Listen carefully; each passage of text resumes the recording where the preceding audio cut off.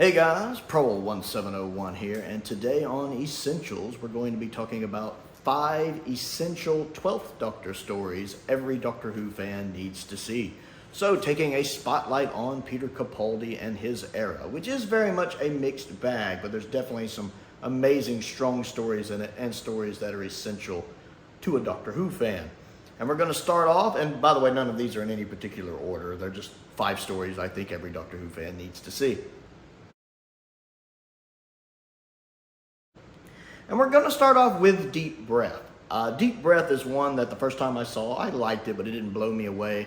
But it has grown on me. It does a really good job of introducing this Doctor. Very Twin Dilemma-like, with this very rough, darker gray area Doctor, although it's way better than Twin Dilemma, way better. And Clara being uncertain about him, whether you think that's good or bad. And then, of course, having the Potstanatter gang, or whatever they're called, and they're fun in this. It really is fun watching Capaldi's performance and watching him try to figure out who he is. And even by the end of the episode, still not quite know who he is. Watching him adapt to being this much older person. That scene when he's talking with Brian Miller about who frowned me this face. A beautiful scene. I love the story. I like how it ties in with Girl in the Fireplace, but it's a totally different take on that. It's not just a retread of that. The way the robots work in this one are very different. Instead of using humans to do the ship, which they kind of still are, but not, they're all using humans to keep themselves repaired. And I love how it brings in the bit about, is the broom the same broom? And then it questions whether or not the Doctor pushed him or he jumped. I love that it doesn't answer that. I love how ambiguous that is. It really does a good job of setting up not knowing which way this Doctor's going to jump, and I like that. You don't know if you can trust him or not. Is he a good man indeed?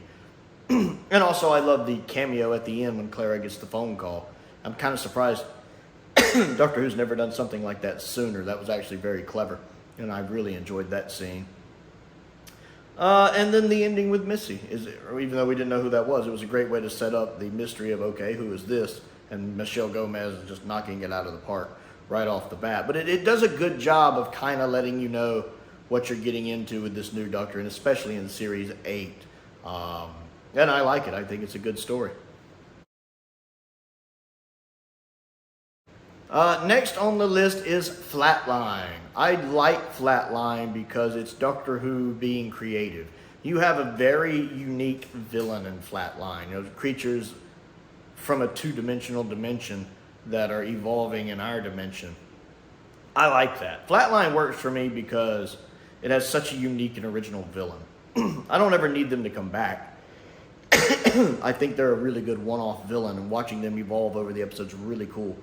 And the way they put Clara kind of in charge in this doesn't irk me. Like, sometimes I get irked with the Clara show that the Capaldi era can become.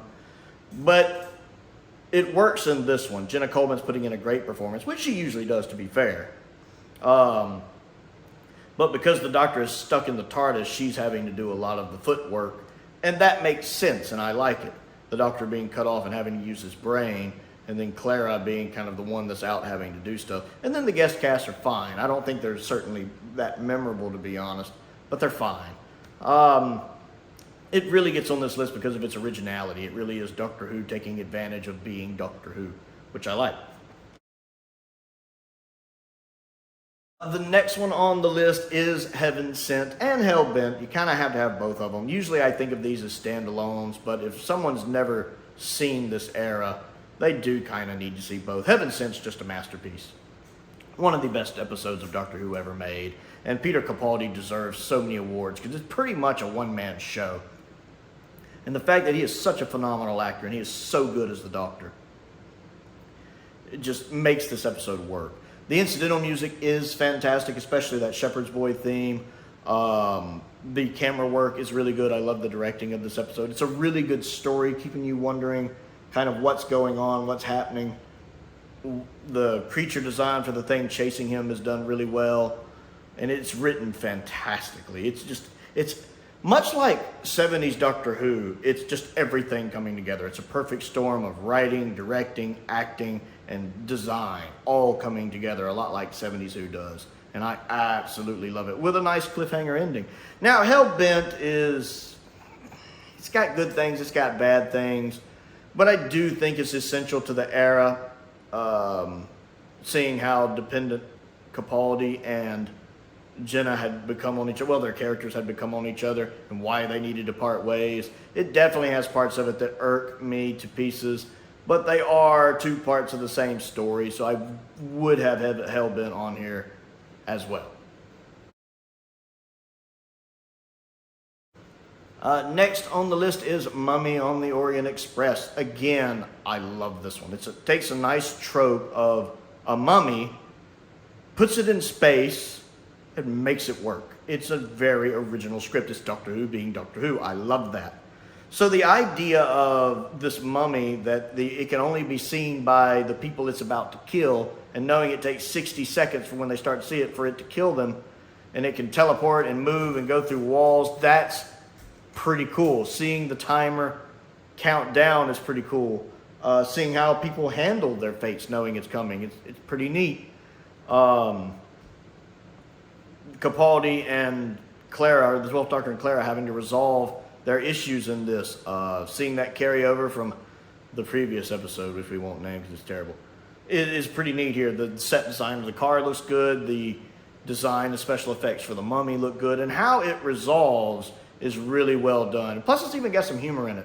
You're starting to see Capaldi be humorous. I will be your victim this evening. Are you my mummy?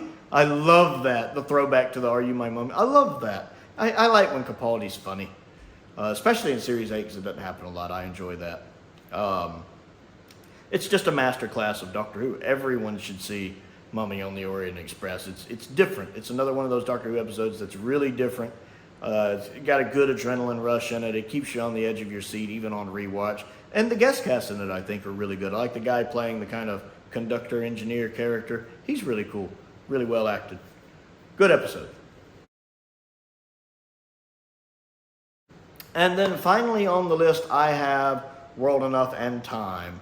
And I do want to count World Enough and Time, Dr. Falls, and if you want Twice Upon a Time, that's up to you. I do. I consider that a three-parter. Whether or not you count Twice Upon a Time is up to you. It has its issues, especially with the first Doctor, but it's a good story overall.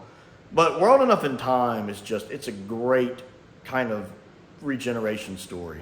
I love seeing the Mondasian Cybermen, even though we don't get enough of them. They become the modern Cybermen with no in-between, a little too quickly.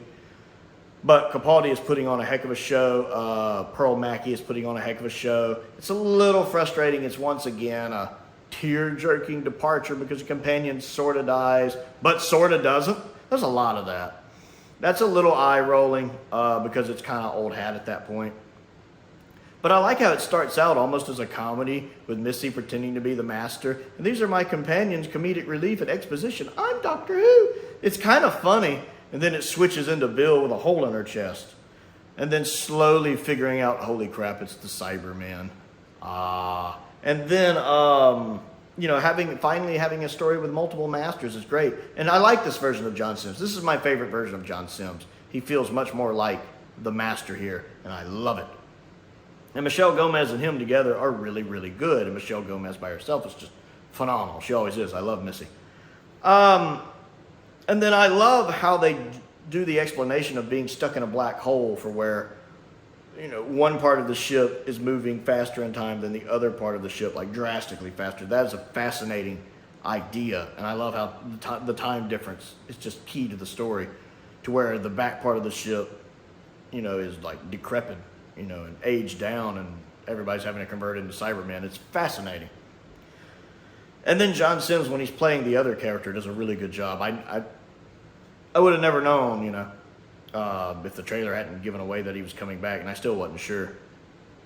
But he has some humorous parts in there, like some of his dialogue, and then like when they're trying to escape and he's got the mask put on. It's humorous. It's got a really good ending with Bill converted, and then finding out that they're on Mondas. This is Mondas, the Mondas ship the ship is from Mondas, and then revealing that the master is there. It's a really good cliffhanger. And then while part 2 is not quite as good as part 1, it's still really good, and I still want to know how Nardole got off that ship and how that resolved. The Doctor never goes back to fix that, at least that we see. I hope he did, because I would really like to know what happened to Nardole there.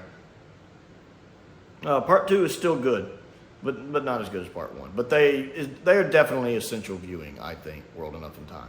So that's 5 12th Doctor stories I think are essential viewing for every Doctor Who fan. I'd like to know what you think and what 5 you would pick. So comment down below and let me know. Other things to do, don't forget to click the like button and the subscribe button and the bell for notifications so you never miss out on another video. I am trying to reach 1,000 goals.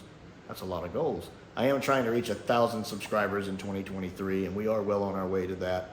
So I would certainly appreciate that if you haven't subscribed yet. I also have a Patreon if you would like to support me that way. There's a link to that down in the description below. My entry level tier is only $2 a month, where you get early access to videos and stuff like that at certain tier levels and Patreon exclusive videos, etc., etc., etc. I want to give a shout out to some of my top tier patrons, Stephen Crane, Colin Coney, and Finn Perkins. I appreciate their support, as I do the support of all of my patrons. I have a P.O. box if there's anything you'd like to send me to look at and review, and a link to my Amazon wish list is down there as well. Most importantly, thank you for watching.